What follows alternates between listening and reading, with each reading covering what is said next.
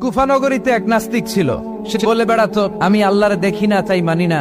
কুফানগরীর লোকজন বলে, আমাদের এক ইমাম আছে নাম নু'মান ইবনে সাবিত, ওনার সাথে বসলে তুমি আল্লাহরে দেখতে পাবা।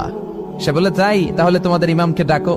সাইয়েদনা ইমাম আবু হানিফা টাইম দিলেন, এই জুমার দিন, আজকে জুমার দিন না, এই জুমার নামাজের পরে ঠিক ভর দুপুরে 2টায় সবাই আমরা একত্রিত হব। নাস্তিকও আসবে, সাইয়েদনা ইমাম আবু হানিফাও আসবে। জুমার সালাতের পরে লোকের বন্যা বয়ে গেল, বাঁধ ভাঙা জোয়ার, অনেক মানুষ। নাস্তিক এসেছে, লক্ষ লক্ষ লোক এসেছে, আসে নাই ইমাম আবু হানিফা। আসে না আধা ঘন্টা, 1 ঘন্টা, 2 ঘন্টা পরে আসছে। নাস্তিক বলে, এই তোমাদের ইমাম যার কোনো সময়ের জ্ঞানই নাই, এর সাথে কিসের তর্ক? সাইয়েদনা ইমাম আবু হানিফা বলে, ইনদি উযর, আমার ওজর আছে। কি ওজর? সাইয়েদনা ইমাম আবু হানিফা বলেন, আমি ঘর থেকে বের হয়ে আসার পথে একটা নদী পার হয়ে আসতে হয়।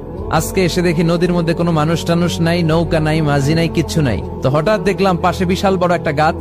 এই গাছটা এমনি এমনি 2 ভাগ হয়ে গেল। হঠাৎ গাছ থেকে এমনি এমনি লম্বা তক্তা হয়ে গেল। এমনি এমনি তক্তাগুলো জোড়া লেগে নৌকা হয়ে গেল।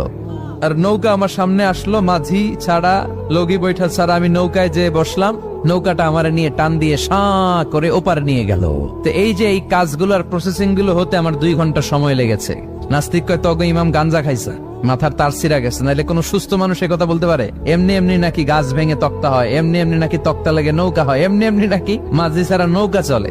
সাইয়েদনা ইমাম আবু হানিফা বললেন, এই তো আপনি লাইনে চলে আসছেন।